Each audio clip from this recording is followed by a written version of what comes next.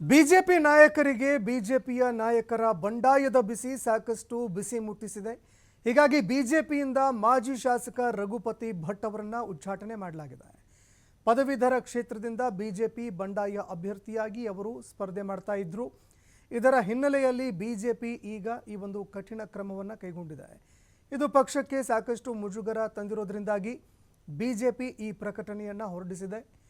ಈ ಬಗ್ಗೆ ಸ್ಪಷ್ಟನೆ ಕೋರಿ ಶಿಸ್ತು ಸಮಿತಿಯಿಂದ ರಘುಪತಿ ಭಟ್ಗೆ ನೋಟಿಸ್ ಕೂಡ ಜಾರಿ ಮಾಡಲಾಗಿದೆ. ಈಗ ಶಿಸ್ತು ಸಮಿತಿಯಿಂದ ರಘುಪತಿ ಭಟ್ ಅವರನ್ನು ಉಚ್ಚಾಟನೆ ಮಾಡಿ ಬಿಜೆಪಿ ಆದೇಶ ಹೊರಡಿಸಿದೆ. ಇನ್ನು ಲೋಕಸಭೆ ಚುನಾವಣೆಯಲ್ಲೂ ಕೂಡ ಹಲವಾರು ನಾಯಕರು ಬಂಡಾಯ ಎದ್ದಿದ್ರು. ಇದಾದ ಬಳಿಕ ಈಗ ಪರಿಷತ್ ಚುನಾವಣೆಯಲ್ಲೂ ಕೂಡ ಬಿಜೆಪಿಗೆ ಸಾಕಷ್ಟು ತಲೆಬಿಸಿ ಆಗ್ತಾ ಇರೋದ್ರಿಂದಾಗಿ ಇದೀಗ ರಘುಪತಿ ಭಟ್ ಅವರನ್ನು ಉಚ್ಚಾಟನೆ ಮಾಡಿ ಬಿಜೆಪಿ ಕಠಿಣ ಕ್ರಮ ಕೈಗೊಂಡಿದೆ.